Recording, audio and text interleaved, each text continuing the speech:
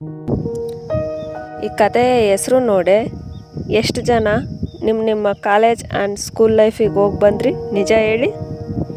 ಈ ಪ್ರೀತಿನೇ ಹಾಗೆ ಅಲ್ವಾ, ಏನೂ ಅರಿಯದ ವಯಸ್ಸಲ್ಲಿ ಮೂಡಿಬಿಡುತ್ತೆ. ಹಾಗೆ ಈ ಫಸ್ಟ್ ಲವ್ ಎಷ್ಟು ಜನರ ಕೈ ಹಿಡ್ದಿದೆ? ಬೆರಳೆಣಿಕೆ ಎಷ್ಟು?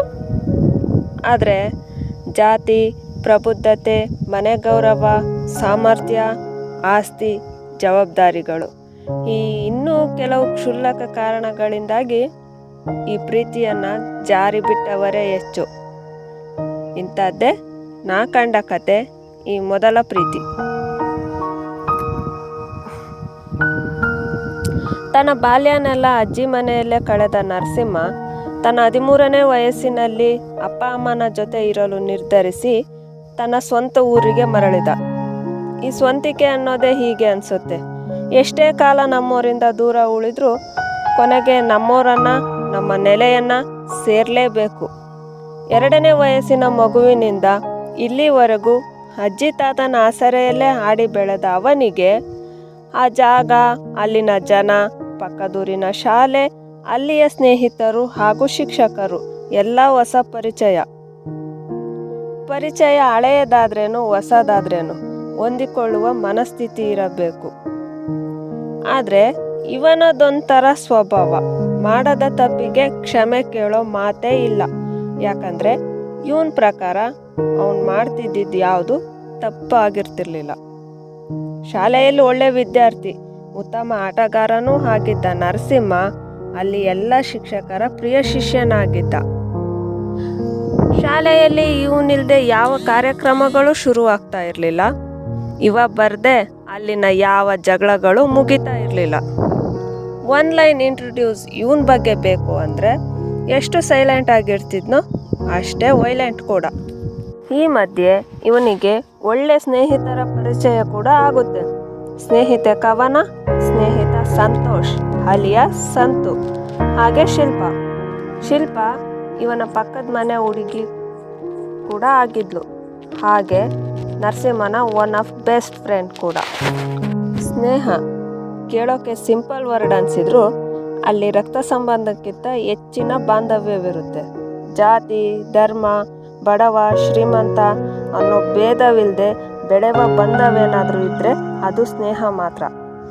ಈ ಮನಸ್ಸಿನ ಮಾತು ಆ ಮನಸ್ಸಿಗೆ ಅರ್ಥವಾಗುತ್ತೆ ಅಂದರೆ ಅದಕ್ಕಿಂತ ಅದ್ಭುತವಾದ ಸ್ನೇಹ ಸಂಬಂಧ ಮತ್ಯಾವುದೂ ಇಲ್ಲ. ಈ 4 ಒಡನಾಟದಲ್ಲಿ 9ನೇ ತರಗತಿಯ ಅರ್ಧ ವರ್ಷ ಮುಗಿದಿದ್ದೇ ಗೊತ್ತಾಗಲಿಲ್ಲ. ಇದರ ಮಧ್ಯೆ ಸಂತುಗೆ ಕವನ ಮೇಲೆ ವಿಶೇಷ ಭಾವವೊಂದು ಮೂಡುತ್ತೆ. ಈ ವಯಸ್ಸೇ ಹಾಗೆ. ಮುಖದ ಮೇಲೆ ಮೀಸೆ ಚಿಗುರ್ತಿದ್ರೆ ಮನಸ್ಸಲ್ಲಿ ಬಣ್ಣ ಬಣ್ಣದ ಕನಸುಗಳು ಹುಟ್ಟಿಕೊಳ್ತವೆ. ಇನ್ನು ಒಂದು ಹುಡುಗಿ ಅವನ ಜೊತೆ ಸಲಿಗೆಯಲ್ಲಿ ಮಾತಾಡ್ಬಿಟ್ರಂತೂ ಮುಗುದೇ ಹೋಯ್ತು. ಅವಳಿಗೂ ನಾನಿಷ್ಟ ಅನ್ನೋ ಭ್ರಮೆಯಲ್ಲಿ ಅವಳನ್ನು ಮತ್ತಷ್ಟು ಆಕರ್ಷಿಸೋಕೆ ಮುಂದಾಗ್ತಾರೆ. ಆಕೆಯ ಬಳಿ ಯಾರನ್ನೂ ಸೇರಲು ಬಿಡೋದಿಲ್ಲ.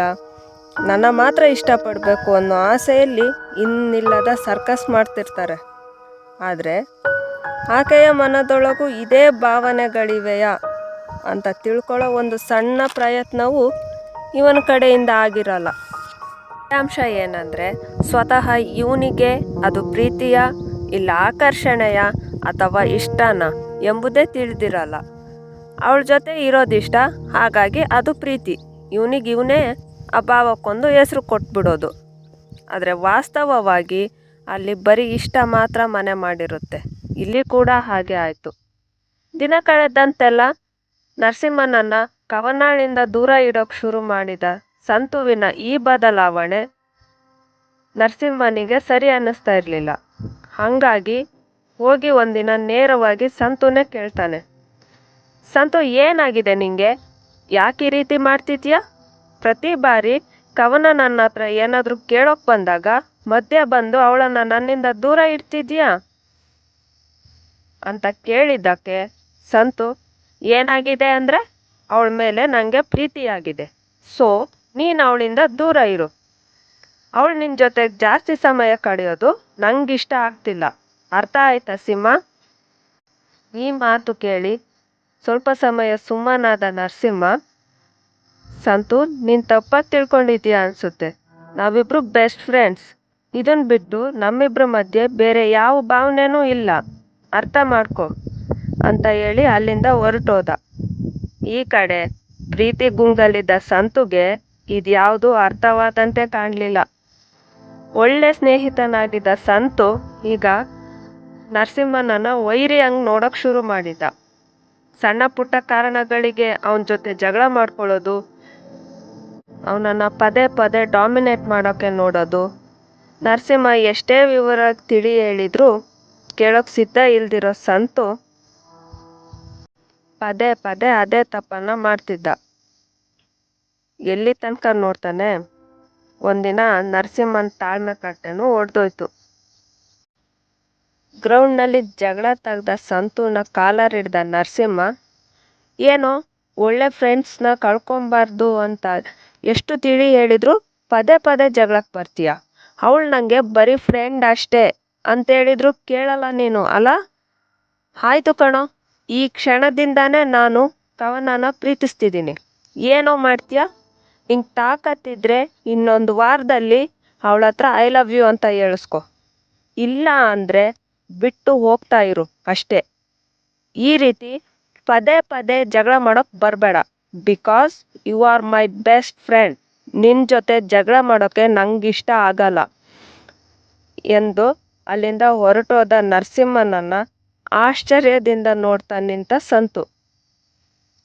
ಆ ದಿನ ಶಾಲೆಗೆ ಬರದ ಕವನಳಿಗೆ ಈ ವಿಷಯ ಗೊತ್ತಾದರೆ ಅವಳು ಯಾರನ್ನ ಒಪ್ಕೋತಾಳೆ? ಕೋಪದಲ್ಲಿ ಹುಟ್ಟಿದ ಈ ಪ್ರೀತಿ ಎಲ್ಲಿಗೋಗಿ ಮುಟ್ಟುತ್ತೆ? ತಿಳ್ಕೊಳ್ಳೋಣ ಮುಂದಿನ ಸಂಚಿಕೆಯಲ್ಲಿ. ಹಾಗೆ ಈ ಕತೆ ನಿಮಗಿಷ್ಟ ಆಗಿದ್ರೆ ಲೈಕ್ ಮಾಡಿ. ನೆಕ್ಸ್ಟ್ ಎಪಿಸೋಡಿಗಾಗಿ ಸಬ್ಸ್ಕ್ರೈಬ್ ಮಾಡ್ಕೊಳ್ಳೋದನ್ನು ಮಾತ್ರ ಮರಿಬೇಡಿ. Thank you for all.